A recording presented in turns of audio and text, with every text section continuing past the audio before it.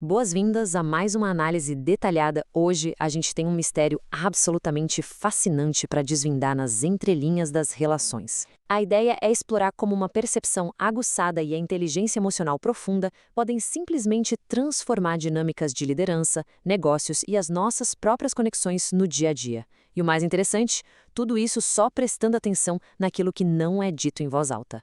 Pensem só na dimensão desta pergunta. E se fosse possível entender o que as pessoas realmente pensam, mesmo quando elas não dizem absolutamente nada? A grande verdade é que o ser humano revela muito mais pelo comportamento do que pelas palavras. A fala pode esconder, pode dissimular, mas o corpo sempre fala a verdade. A nossa biologia não consegue mentir tão bem quanto o nosso vocabulário, porque os instintos simplesmente vazam por cada poro, muito antes da mente consciente sequer formular uma frase. Todo esse universo que vamos desvendar hoje é detalhado de forma incrível no material A Arte de Ler Mentes, do Hendrik Feshels. E olha, é bom deixar claro desde já, não tem nada a ver com truque de telepatia, tá? É ciência comportamental pura e aplicada. É um manual prático, uma verdadeira caixa de ferramentas para quem quer desenvolver inteligência emocional autêntica e dominar as conexões interpessoais. Quem consegue usar essas técnicas ganha, sem dúvida, uma vantagem gigantesca em qualquer negociação. É sobre ter clareza, onde a maioria só enxerga a confusão. Certo, vamos mergulhar direto nisso. O que significa exatamente ler mentes na prática?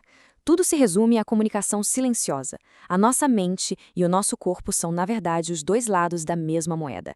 É impossível ter um pensamento sem que ele gere um efeito sutil na nossa biologia. Ninguém sente medo sem a respiração ficar mais curta ou alegria genuína sem relaxar os músculos em volta dos olhos, não é mesmo? Observar o lado de fora, a postura, já é mais do que suficiente para entender com uma precisão cirúrgica o que está rolando do lado de dentro. O nosso roteiro de hoje está bem direto ao ponto. A gente vai passar pelo poder do silêncio, a construção de empatia e conexão, o alinhamento e espelhamento, como ler os olhos e os sentidos, os sinais de pressão e, claro, a aplicação prática disso tudo. Ponto 1. O poder do silêncio e a parte invisível das nossas mensagens. E aqui a gente encara um dado que ilustra brilhantemente o nosso maior ponto cego. Quando a gente gasta toda a energia focando apenas no que está sendo falado verbalmente, deixamos escapar a esmagadora maioria da mensagem real. Em muitas interações, as palavras representam ali no máximo 10% da comunicação. Os outros 90% acontecem no mais absoluto silêncio. São as microexpressões faciais, as pequenas mudanças no tom de voz, uma pupila que dilata. O nosso inconsciente capta tudo isso, sabe? É por isso que às vezes surge aquele famoso sexto sentido de não confiar em alguém, mesmo que o discurso seja perfeito. O nosso radar interno está lendo os 90%, enquanto a audição foca nos 10%. Dominar a leitura desses 90% é um processo evolutivo. São 4 degraus essenciais. A gente começa na ignorância inconsciente, quando nem sabemos que esses sinais existem. Depois, avançamos para a ignorância consciente, que é perceber a própria falta de habilidade. O terceiro passo é o conhecimento consciente, quando a gente começa a observar de verdade, mas ainda com bastante esforço analítico. Até chegarmos, enfim, ao conhecimento inconsciente. É tipo andar de bicicleta. No começo, exige foco total. Depois de treinar, a mente faz a leitura sozinha, fluindo de forma natural e extremamente elegante durante qualquer conversa. Ponto 2. Construindo empatia e criando aquele rapport poderoso no nível inconsciente.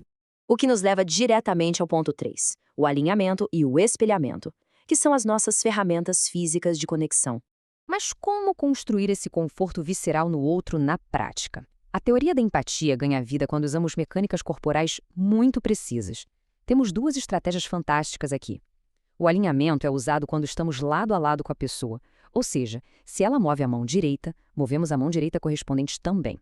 Já o espelhamento é a técnica para quando o encontro é frente a frente. Aí criamos um reflexo cruzado perfeito, como se existisse mesmo um espelho entre as partes. Quando a gente faz isso de forma sutil, enviamos uma mensagem inegável para o cérebro da outra pessoa dizendo: nós somos iguais, este ambiente é seguro. É o atalho definitivo para estabelecer confiança. Só que veja bem, dominar só a postura não basta de jeito nenhum. Adaptar o nosso ritmo à energia de quem está do outro lado é vital.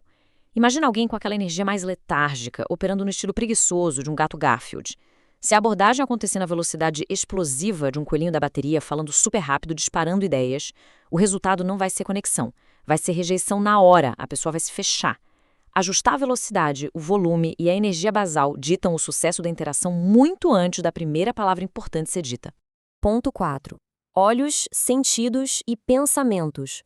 Como rastrear essas pistas cognitivas? Indo além da postura geral do corpo, a janela mais reveladora e específica para os processos mentais internos são, sem dúvida, os olhos. O mais impressionante disso é notar que o olhar muda dependendo da parte do cérebro que está sendo acessada naquele milissegundo. Os chamados sinais para acesso ocular formam um mapa incrível. Olhos se movendo para cima, por exemplo, geralmente indicam que a pessoa está processando imagens visuais.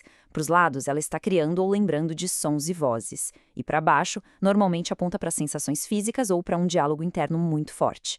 Ao rastrear esses micromovimentos, a gente consegue literalmente adaptar nossos argumentos para falar no mesmo canal sensorial da pessoa. E isso torna a comunicação incrivelmente persuasiva. Ponto 5. Lendo sinais de pressão e detectando quando o desconforto aparece. A verdade nua e crua é que a comunicação nem sempre flui perfeitamente, e a inteligência emocional de alto nível exige saber a hora exata de recuar. Quando a sintonia se perde de repente, os alarmes corporais disparam. Aquelas barreiras físicas que tinham sido derrubadas voltam na mesma hora. Braços e pernas cruzam de forma defensiva. O contato visual é quebrado abruptamente, ou surge aquele interesse inexplicável por um fiapo imaginário na roupa. Identificar esses sinais claros de desconexão não é motivo para entrar em pânico. É apenas um alerta biológico de que precisamos mudar a estratégia rapidamente, antes que a atenção da pessoa seja perdida em definitivo.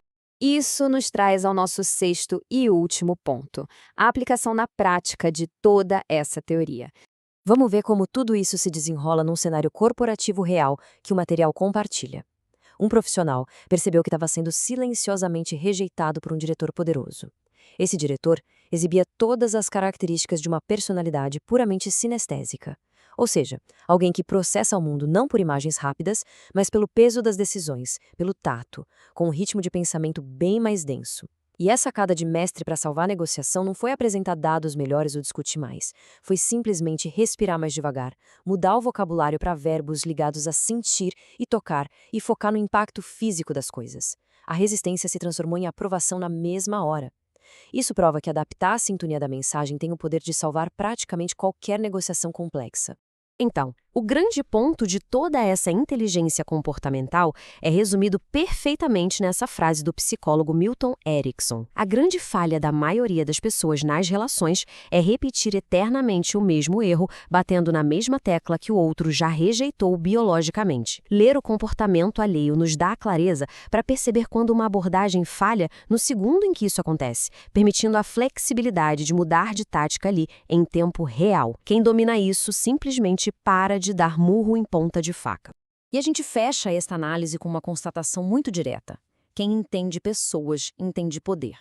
O dinheiro pode financiar coisas, a tecnologia otimiza processos, mas no final das contas, quem toma as decisões são as pessoas. A empatia intencional e a leitura correta de intenções ocultas garantem uma capacidade de influência surreal. Quem domina a comunicação silenciosa conquista espaço, aprovação e liderança de verdade. Se esse conteúdo fez sentido para você, siga o podcast Money by Purpose, compartilhe esse episódio com alguém que precisa ouvir isso e continue com a gente nessa jornada de crescimento, consciência e evolução pessoal. E fica a reflexão, na próxima interação importante, o que será realmente ouvido? O discurso cuidadosamente ensaiado ou o silêncio estrondoso do comportamento?